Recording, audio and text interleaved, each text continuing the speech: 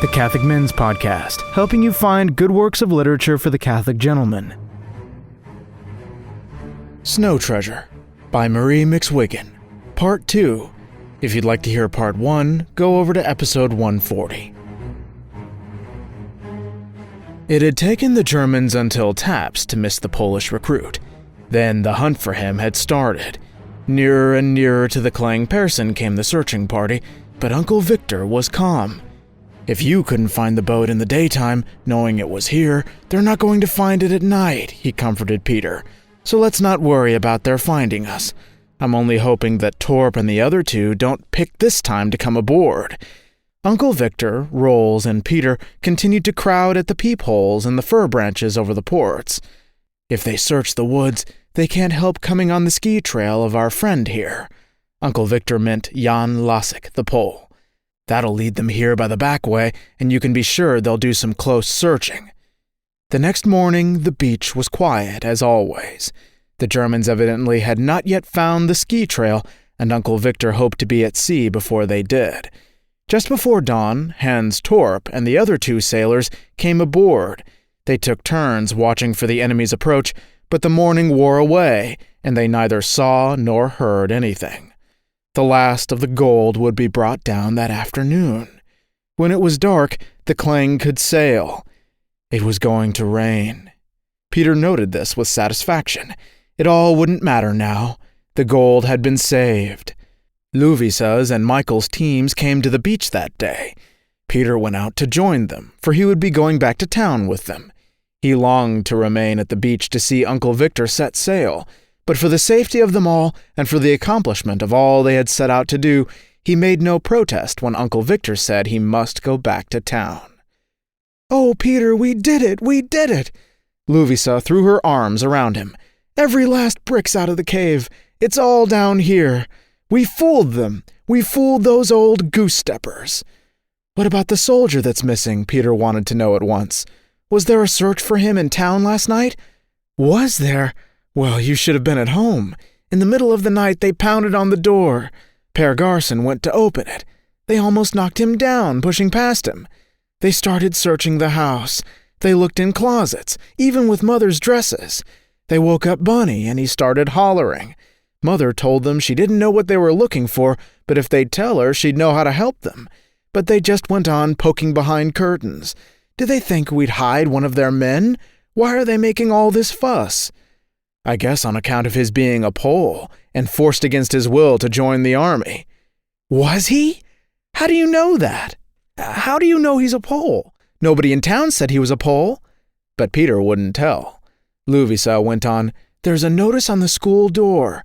It said that anyone with information about this missing soldier must report at once to the commandant, and if anyone is found to know something and hasn't told, he'll be punished with death.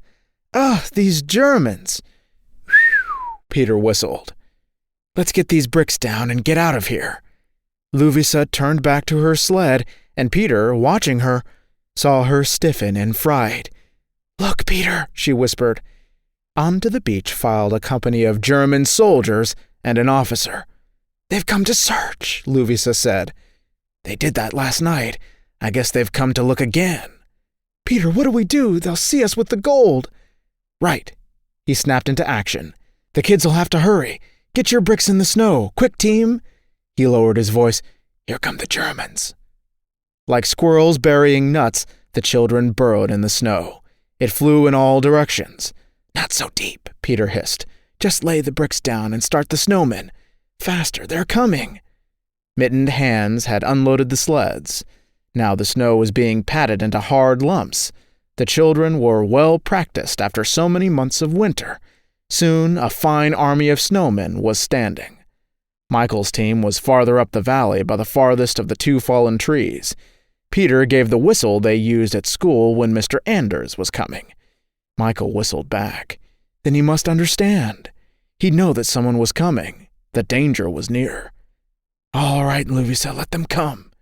Peter dropped on his knees in the snow and began another figure. It was easier to do than to stand waiting for the Germans.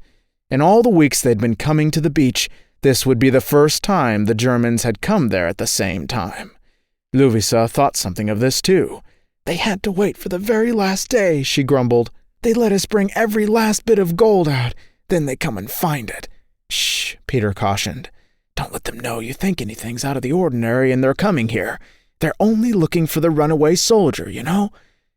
It was Lieutenant Sit-Down. They had named him that for falling down so many times. He led the company onto the beach. They came plodding through the snow to the level space between the two trees, and here the ground was dotted with children and snowmen. "There's no one here but these youngsters," he told the sergeant. "There's no use to ask them if they saw anyone, for they won't answer. I think we might as well go back." The sergeant drew up stiffly. "Pardon, Herr Lieutenant," he said. "The commandant comes." Near the cliff, Peter could see the bulky figure of the commandant, the head of the German forces at Ryswick. He was picking his way up the valley.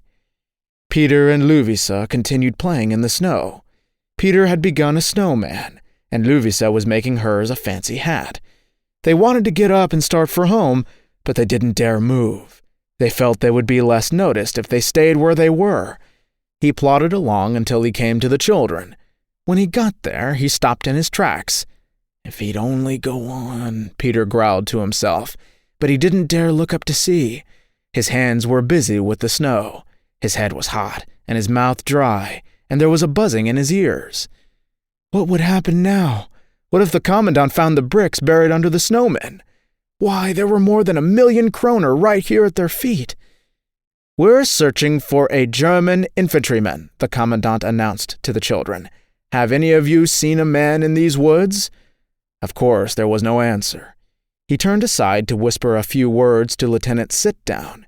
Then he spoke to the children in a loud voice. "I said, we are looking for a German infantryman. There's a severe penalty attached if anyone has seen him and has not reported it." Still the children said nothing. "I've a good mind to give you children a lesson in manners." His voice was angry. "When you're spoken to, it's only right that you should answer. Has no one taught you that? Now then, yes or no? Have you seen a German infantry soldier in this fjord?" The children acted as if they had not heard him. Lovísa sat back on her heels to admire her handiwork, but Peter, for all he tried to be cool, felt a terrible thumping in his chest. His cheeks must be red as rowan berries, for if any snowman were to be knocked down— The commandant strode across the snow and stood above Lovísa.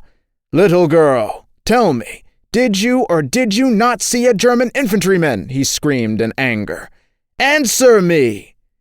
Lovísa only turned her big blue eyes up at him. Not so much as a nod did she give him. "Don't you know I can make you talk? Don't you realize that we Germans can make anyone do our will? We've only to command to be obeyed." Peter remembered the pact they had made the day they had started their undertaking. They had sworn on the sword that they wouldn't give any information about what they were doing. Of course, this wasn't the same, but even so, they weren't to talk to the Germans for fear they would say something to make them suspicious. But no need to worry about Lovísa. Pledge or not, she wouldn't talk. The commandant's eye fell. There was something he didn't like about Lovísa's snowman. "Ah, you Norwegians!" With his stick, he slashed off the snowman's head. It was as if he would do the same to Lovísa's. Then he raised the stick and cut the snowman neatly in two. The upper part rolled beside the head. Only the haunches remained. "Down you go!" he shouted in his rage. "Just the way all people go who stand in our Führer's way. The way Norway goes, and Holland, and Belgium, and France, and England, and all countries that oppose the German will." Lovísa was near to tears, Peter could tell, but she winked them back. "Now, little girl," the commandant went on, "you see what will happen to all your people if you do not help the good Germans who have come to save you from the hardships your country makes you endure." Hardships? Peter had to bite his tongue to keep from saying, "It's you who bring the hardships, you with your talk of the good Germans." "So, little girl, let this be a lesson." The high officer was still in a rage. "Unless you want yourself and all who belong to you to go rolling over like that, and that, and that—" He began kicking the stump of Lovísa's snowman. The snow flew out in a shower. With each kick, Peter winced. for the commandant's foot could only be a few inches from her 2 bricks. In their haste that day, they hadn't been able to bury deep, but had to count on the snowmen to hide the gold. The high officer had evidently decided to give Louvisa a thorough lesson, for he lifted his foot for another kick. Like a football player, he stood back to swing at what was left of the snow figure. In another minute he'll stub his toe against the bricks, Peter thought. Then he gathered up a handful of snow. He rolled it into a hard ball. Then he stood back and took aim. It landed exactly on the commandant's right ear, as Peter meant it should. Then Peter took to his heels and ran for the woods. "There he goes! After him!" Peter had little chance to escape. Lieutenant Sit-Down and almost his whole company were chasing him. But Peter knew these woods, and the foreigners did not. He hoped to cross the beach above where it was narrower and take the ski trail up the mountain. In the forest above, he had a good chance to hide. But he was cut off before he could get upstream far enough to cross. The Germans spread out in a circle and blocked all points. Peter felt like a rabbit facing a pack of hounds. Rough arms were around him, and he fell to the ground. There was a tussle, and Peter all but succeeded in throwing off his captor, but the others came up, and he was one against many, a boy surrounded by men. There was nothing to do but submit. They dragged him to his feet. He fell in step with them. They were marching off to their barracks, but the snowball trick had worked. He had succeeded in distracting the commandant. The outrage of being snowballed by a Norwegian boy was enough to make him forget the lesson he was giving Louvisa, showing her how the Norse would be treated by the German conquerors. And so he had not uncovered the gold she had buried beneath the very snowman he was kicking. Yes, the snowball trick had worked. When Peter was led back to the place between the 2 fallen trees, he saw the commandant was leaving. The snowmen were still standing, and the children were filing off of the beach. Peter didn't mind being a German prisoner if he had saved the gold. How much of this had Uncle Victor seen, he wondered. No doubt every bit of it. But could he do anything to help him? Frightened as he was, not knowing what was going to happen, he still didn't want any aid from Uncle Victor. His uncle's only concern was to get the gold out of Norway. If he did that, it was all that anyone could expect of him. But Uncle Victor wasn't the one to let a fellow down, Peter knew. He had always been ready to help before. But in a case like this, with so much involved, the money, maybe their very lives, Peter didn't think his uncle could do much. A soldier marched on his right and one on his left. Ahead and behind were others. When they reached the sentries, these sprang up, their rifles on their shoulders. So they were quite a little company when they turned into the barracks they had built before the fishing wharf. The heavy boots of the Nazis clumped in rhythm over the wooden boards of the barracks floor. Thump, thump, thump. Down a long hallway they pounded. Then they stopped. Peter was shoved into a box of a room no bigger than a clothes closet. A key was turned in the door. Then the thump, thump, thump of the soldiers as they left him alone in the twilight. He stumbled against something like a low shelf. It was supposed to be his bed, he guessed. There was a window at one end of the tiny room. It was barred. Through it he could see the beach, snow-covered to the very edge of the black, lapping water. Through the snow, the sentry stepped up and down, his legs swinging straight out from his hips like those of a toy soldier wound with a key. What were they going to do with him, Peter wondered. Would he be tried at a court-martial? Up past the window stepped the sentry. Then he turned and followed his own footprints back in the direction he had come. Was it a serious offense to snowball a high German officer? Peter believed it was.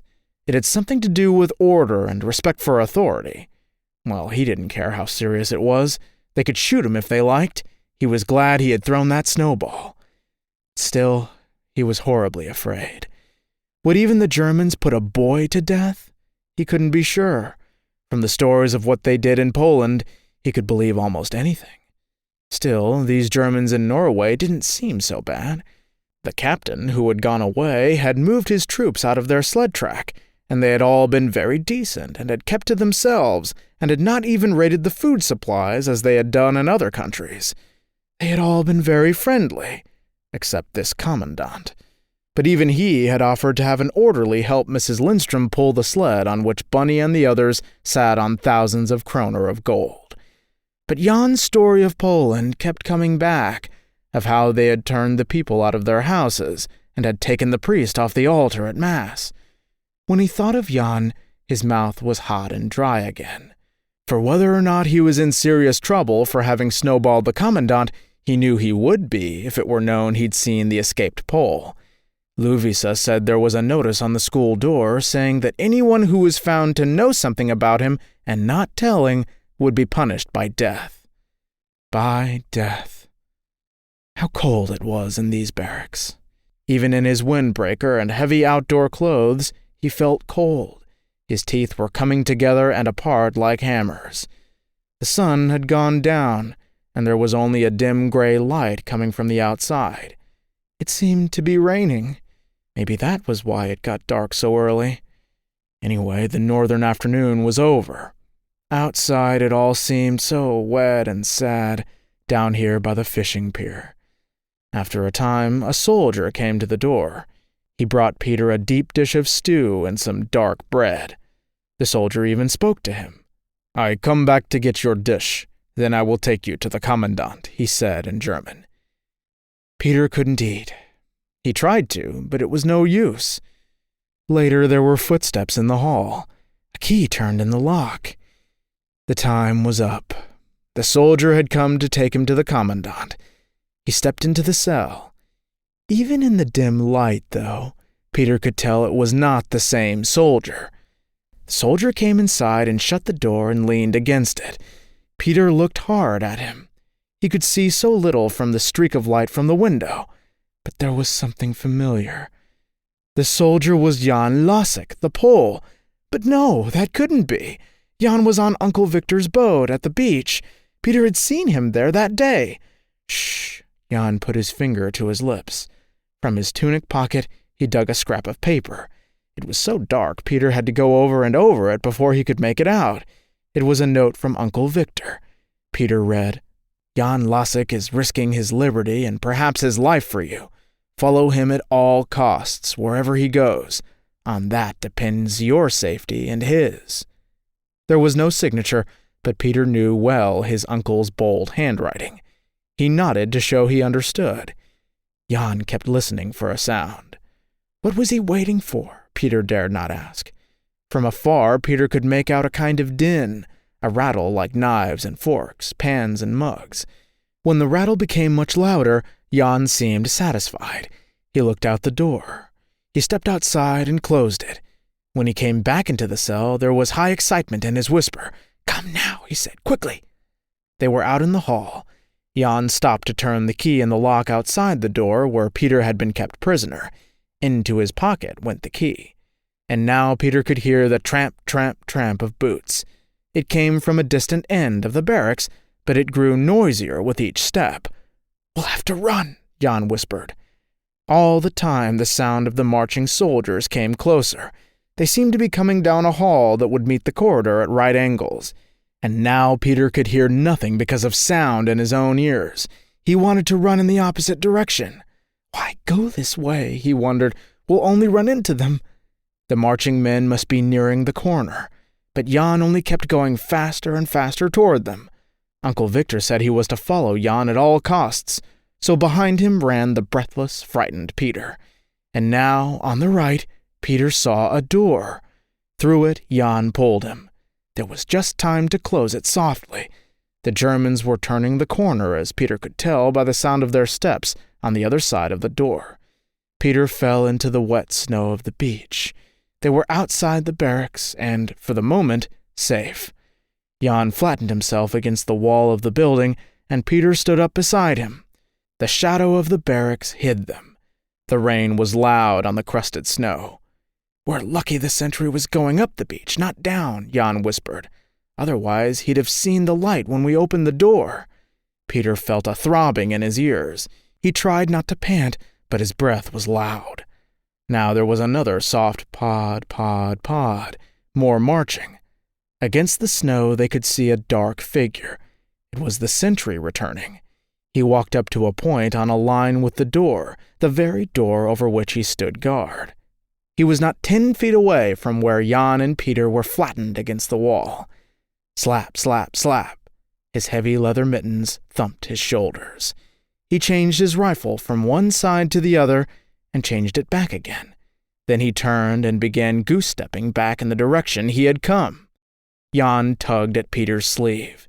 It was now or never, he seemed to say. Peter was not prepared for what happened next.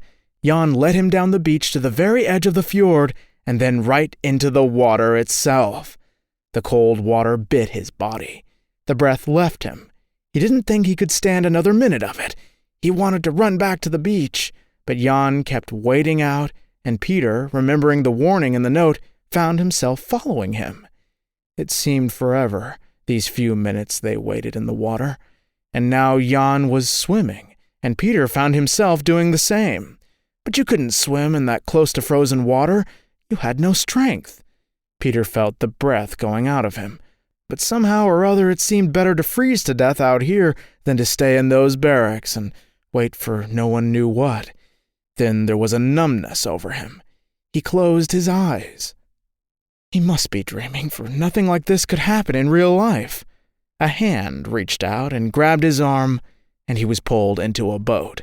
Someone put a flask to his mouth and told him to drink.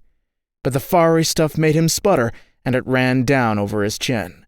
A heavy coat was put over him, and a pair of arms were cradling him. Rolls, Uncle Victor's mate, was holding him. There was another sodden mass on the bottom of the boat. It was Jan Lasek. Peter was sure he heard them say his name. But now he found he was beyond caring about anything. The boat, he knew, was the Kling Pearson's lifeboat. Strong arms were pulling it toward the fishing smack. Peter was dry and warm in Uncle Victor's cabin. The coast of Norway was somewhere out in the blackness. The Atlantic rolled and the Kling Pearson pitched, and Peter was jounced up and down with the wash of the waves. Ahead lay America. So Peter was going to America. He was going to see New York and go to Pittsburgh with Jan Lasek, and then travel to Minnesota, where his uncle was a professor in St. Olave's College in Northfield. Uncle Victor could arrange it, he said. You can be admitted as a minor in my custody. Our minister in Washington will do that much for us. He'll be only too glad to do something in return for all this gold. But what about Jan Lasek? Peter asked. How can he go without a passport? But he has a passport, the one that was stolen. There will be a record of it in Washington, and they'll be grateful for the information about the one who is masquerading in his name. They won't be long finding him.